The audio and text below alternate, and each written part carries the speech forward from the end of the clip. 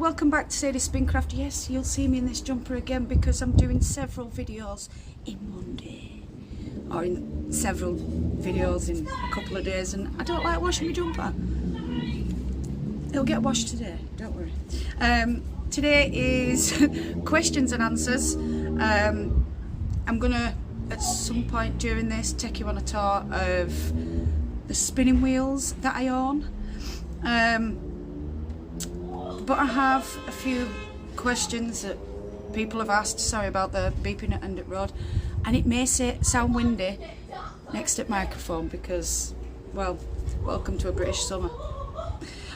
You're lucky it's dry. It's usually wet. So, first question was, can I show the crochet chain for the comb top? I've already done that at the end of one of the videos. God, my hair looks really light. Anyway, at one of the dye videos that I've recently done, so I'm not going to show it again. I will be showing all my wheels. Well, I've got them all written down. I'm a good girl, mate. And I've got another one that I need to just grab as well because I think Wendy asked me a question. Right, am I planning on going to any fibre festivals? No. Until I actually pass my test, there's none close enough. There's only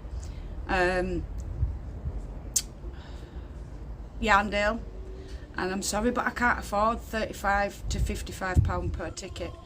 And when there's myself, Hunter, my mother-in-law, and Chris, and maybe even the girls, I can't afford that. It's going to cost nearly £200 just to get in.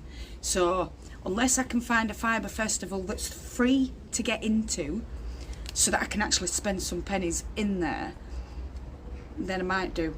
But until that point, no, I don't plan on going to any fibre festivals.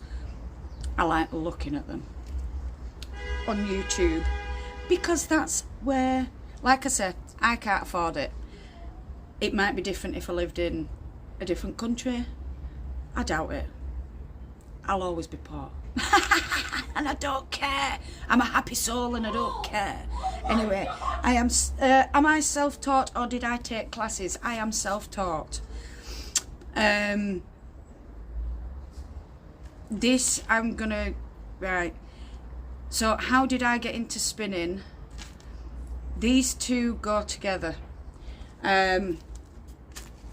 First of all, I was sick and tired when I was crocheting of coming up to knots in store-bought yarn in acrylic. Sometimes you get 3 or 4 knots in 100 grams and it's like, what? Why? Just throw it to one side and put that as a discount one. Don't give me that. That's disappointing for the price that you pay for acrylic. You know what I mean? It's not a nice medium. It's horrible. And then we went to, is it Salisbury Hall, and Beamish. Excuse me. So we'd gone down to Salisbury Hall near Blackpool, and we'd also been at Beamish up Northumberland. Sorry, I'm thinking, I don't look at people when I'm thinking because my brain's doing this, that and t'other. So we went to Salisbury, and it's a beautiful old hall, and it had all sorts. The carvings in there were amazing. And I'm going back 7-8 years now when we went there. Same with Beamish. But at Beamish, it's a working town that goes through the ages. So it's amazing. I did pay for that. Well, I didn't. My mother-in-law did. Bless her. She's a star. And there was someone spinning there. And I were like, ooh, I can do that. And she weren't doing it. She was doing it on drop spindle. And then I went a bit further on, and then with the wheel. And I'm like, I can do that. There were no, I want to do that. There was no, I wonder if I can do that. something in me said, you can do that, you've done that before. You used to do that. This is where the weirdness comes in. So I got home and I thought, right, I'm just going to look into a bit of spinning. So I looked up drop spindles and I came across Rebecca for dyeing yarn from Chemnitz, and she ended up dyeing some fibre, and I was like, wow, I've not seen anyone do that before, and I've not seen, and right, that's it, I'm doing it. So I got myself a pencil, a coffee lid and a hook, and I went into the fields and I picked fluff out the field. It wasn't nice, it wasn't soft, it was actually gross, but I wanted to try it without spending any money, just to see if I liked it, because I have a knack of going through all these wonderful crafts, buying everything I need, and then I use it for about 2 weeks and then I don't touch it again. So I thought, well, I'm not doing that again. So I made myself one and I loved it. And I mean, I loved it. I dyed the fleece with food colouring, and I ended up, I got dog brushes and I combed it out and I spun it, and I loved it. It were a mess, don't get me wrong.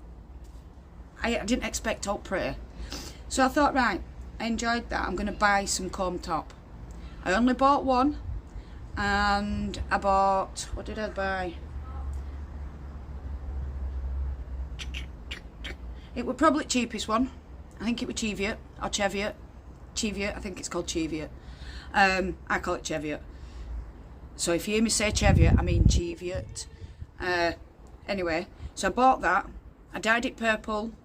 What a surprise, with food colouring. And, well, I fell in love with dyeing there and then. So a week later, when I got paid, I went and got some acid dyes. I even tried natural dyes, didn't like that, took too long. So acid dyes it was. I tried the food colouring. I liked it, but it didn't give me what I want. I wanted vibrant, not there. So that's when the dyeing started as well. I'm there spinning away, and before I know it, I look at Chris and I go, I want a wheel. I'm going to do better on a wheel. And he's looked at me yarn on the drop spindle, he's gone, but you're doing well on that. I'm like, I know, but I want a wheel. I feel like I'm meant to be on a wheel. So we went hunting, or I went hunting on Facebook for a wheel, and I got Jackrabbit. Now's the time to go and take you to see Jackrabbit. So Jackrabbit is a castle wheel. I don't know how old he is or anything like that, but there's my Jackrabbit. That one I never used, so I actually, I don't know what that one is, but I call that one Jackrabbit, and it is a castle wheel because it stands up. This is Gwen. Gwen has Jackrabbit's flyer and bobbin, because Gwen's were broken when I got it. So they're the three I got off Facebook. That was £25. That was £20, and Gwen was £30. Then we put in travel, so I probably paid about £200 because it cost me more to travel than it did to pay for these wonderful wheels. So then, hang on, I'm going to go back. I ended up, so we got spinning on all that. You do see Jackrabbit and Gwen quite often at the beginning of my channel. When I first started spinning, I thought I could do crochet tutorials. I do like to dream sometimes. No, I can't do crochet tutorials, even though I can crochet, but I don't follow patterns. So it's hard to teach someone when all you do is mess yourself. So I give up on crochet, and we thought, right, I'm basically vlogging at the beginning of what I learned, so that I knew what I'd learned and I could keep an eye on it. having people watch were a bonus at the time. And then it were like everything I found, I felt like I needed to share. So eventually I got into, I wanted a fleece because I'd seen Trish from Fibre Love Diary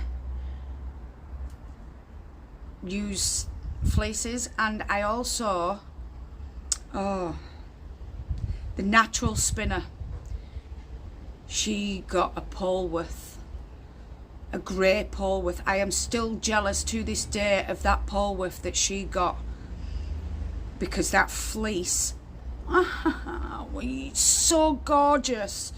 And it's my 8-year-old is that video, and I still watch it to this day just to get me fix of watching her comb this gorgeous grey Polwarth fleece. It is stunning, honestly. And that's what made me want a fleece. So between them two, I wanted fleece. And then I got fleece, and I'm like, well, what do I do with it? So I had to then look into washing, prepping and all that lot, and I got a mucky fleece, and I'm like, well, all their fleeces look really nice. So I'm there searching, and I find Tamsin, BF Fibre Arts. She did the No Fibre Left Behind. What a fantastic video that was. She taught me how to flick my locks and to twist them and card them out so that you don't lose any of the fluff that you need, and it were amazing. It were a bit of a game changer. So then I had to share that with the world. So yeah, now I'm babbling on about teaching myself to spin, but I will say it felt like a past life coming through. I didn't feel like I was learning anything new. I thought I was just, it felt like I was just topping up on my skills from years ago. And you know, it is the only, and I'm gonna, well, it's not, it's just, between spinning, crochet and knitting, right? So Fibre Arts is the only hobby, I have to call it a hobby right now, is the only hobby that's stuck. Because I've done glass engraving, I have done jewellery making, I've done macrame, I've done cross stitch, done woodwork, I've done stained glass, I've done everything, yeah? They never stuck longer than 2 weeks once I'd got everything. I had to get everything first before I went, no, I don't want to do that. The only thing I haven't done is resin, and that's because I don't like waiting for stuff, as you all know. I'm too impatient to wait. So that is the story of how I got into spinning.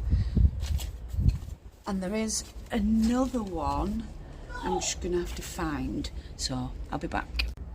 Well, I'm daft. I can't find the question. I did write it down, but I can't find that either. So I'm gonna leave it here. If there is more questions, please pop them below, and I will get round to doing another questions and answers.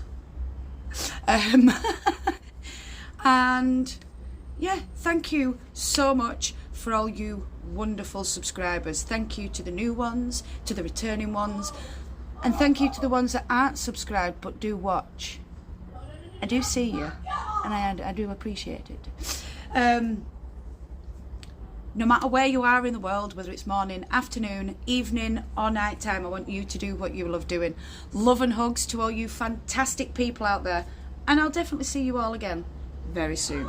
Goodbye, my beautifuls. Mwah.